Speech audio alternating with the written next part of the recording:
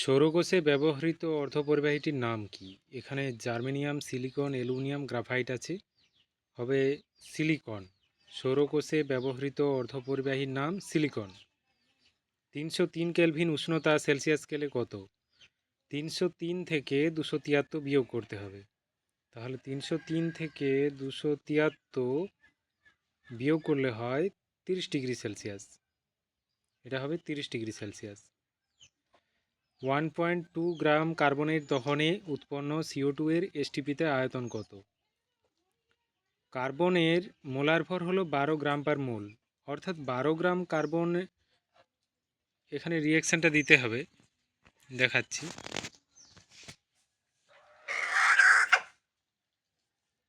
C+O2 হয় CO2।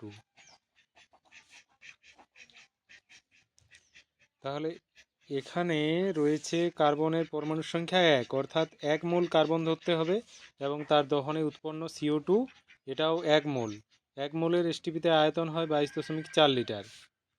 তাহলে আমি তলায় লিখছি কার্বন 1 মোল অর্থাৎ 12 গ্রাম, যেহেতু মোলার ভর 12 গ্রাম পার মোল, আর CO2-র এসটিপিতে আয়তন হবে 22.4 লিটার। তাহলে 12 গ্রাম কার্বনের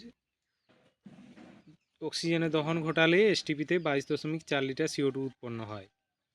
এবার এটা যদি 10 দিয়ে ভাগ করি তাহলে 1.2 গ্রাম কার্বন হবে, তাহলে এটাকেও 10 দিয়ে ভাগ হবে, 2.24 লিটার CO2 হবে, অর্থাৎ এর উত্তর হবে 2.24 লিটার।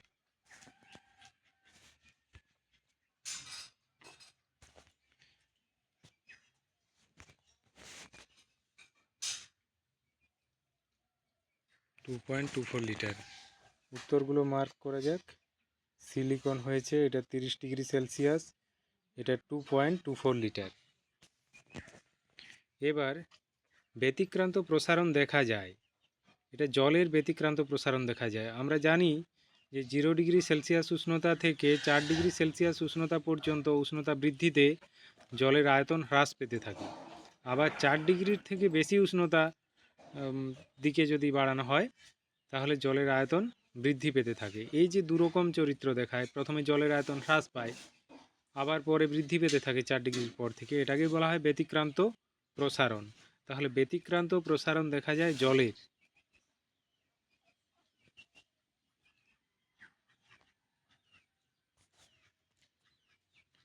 আলোর তরঙ্গদৈর্ঘ্য কোন বর্ণের সবচেয়ে বেশি? লাল বর্ণের, এখানে যে বর্ণগুলো রয়েছে তার মধ্যে লাল বর্ণের আলোর তরঙ্গদৈর্ঘ্য সবচেয়ে বেশি। কোনো উত্তর লেন্স থেকে 30 সেমি দূরে বস্তু রাখলে লেন্স থেকে 30 সেমি দূরে সদ্বিম্ব গঠিত হয়। লেন্সের ফোকাস দৈর্ঘ্য কত? আমরা জানি কোনো উত্তর লেন্স থেকে যদি দ্বিগুণ ফোকাস দূরত্বে বস্তু রাখি তাহলে বিপরীত দিকে দ্বিগুণ ফোকাস দূরত্বেই প্রতিবিম্ব গঠিত হবে এবং প্রতিবিম্বটি সৎ হবে। যেহেতু উভয় দিকেই দূরত্ব 30 সেমি, বস্তু দূরত্ব 30 সেমি, বিপরীত দিকে প্রতিবিম্ব দূরত্ব 30 সেমি, সুতরাং এই 30 সেমি দূরত্বটাই হলো দ্বিগুণ ফোকাস দূরত্ব। তাহলে ফোকাস দৈর্ঘ্য হবে এর অর্ধেক, 30 সেন্টিমিটার, এর অর্ধেক হবে 15 সেন্টিমিটার।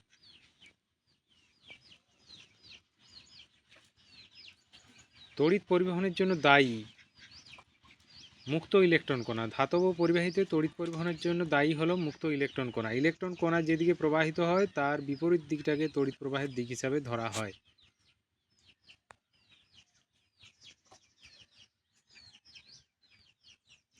ফিফটি হার্জ এসি লাইনে তড়িৎ প্রবাহের অভিমুখ সেকেন্ডে মোট কতবার পরিবর্তিত হয়?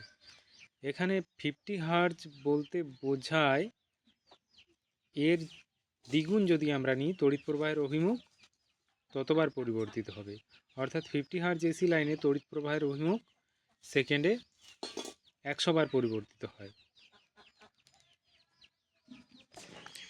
এটা ডায়নামোর কুণ্ডলীর আবর্তনের সাহায্যে ব্যাখ্যা করে যায়। কুণ্ডলীর আবর্তন যদি 1 সেকেন্ডে 50 বার হয় তাহলে কম্পাঙ্ক হবে 50 হার্জ, আর একবার কুণ্ডলীটা আবর্তন করলে তড়িৎ প্রবাহের অভিমুখ পাল্টায় 100 বার, তাই তড়িৎ প্রবাহের অভিমুখ পরিবর্তিত হবে 100 বার।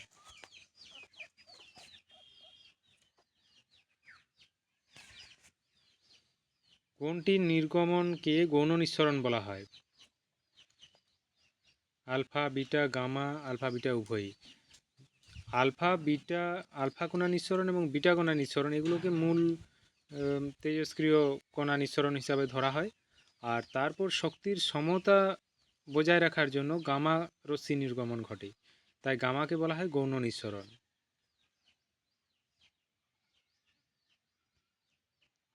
সবচেয়ে তড়িৎ ধনাত্মক মৌলটি হল সিজিয়াম। সবচেয়ে তড়িৎ ধনাত্মক মৌল এগুলোর মধ্যে সিজিয়াম, ক্ষার ধাতুগুলোর মধ্যে নিচে আছে। প্রদত্ত কোনটি আয়নীয় যৌগ? এখানে আয়নীয় যৌগ হবে ম্যাগনেসিয়াম ক্লোরাইড।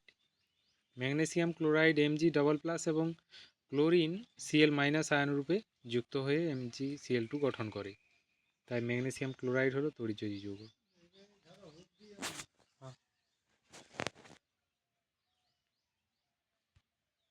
রূপোর চামচে সোনার প্রলেপ দেওয়ার জন্য অ্যানোড রূপে কি ব্যবহার করা হয়? যে ধাতুর প্রলেপ দেওয়া হবে সেটাকে অ্যানোড রূপে ব্যবহার করা হবে। যেহেতু সোনার প্রলেপ দেওয়া হচ্ছে তাই সোনাকে অ্যানোড রূপে ব্যবহার করা হবে।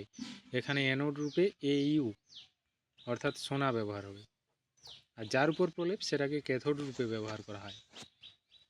নেসলার বিকারকের সঙ্গে বিক্রিয়া করে বাদামি বর্ণের রোধক্ষেপ উৎপন্ন করে কোনটা? এটা হবে অ্যামোনিয়া, NH3 নেসলার বিকারকের সঙ্গে বিক্রিয়া করে বাদামি বর্ণের অধক্ষেপ উৎপন্ন করে। জিঙ্ক ব্লেন্ড কোন ধাতুর আকরিক? জিঙ্ক ব্লেন্ড জিঙ্ক ধাতুর আকরিক, Zn। নিচের কোনটি দুই কার্বন পরমাণুযুক্ত অ্যালকিল গ্রুপ? এখানে দুটো কার্বন থাকলে ইথ প্রিফিক্স আসে, তো এখানে দেখা যাচ্ছে ইথাইল গ্রুপ রয়েছে, এটাই হলো দুই কার্বনযুক্ত অ্যালকিল গ্রুপ। এক কার্বন হলে মিথ হয়, দুই কার্বন হলে ইথ হয়, তিন কার্বনে প্রোপ এই ধরনের হয়।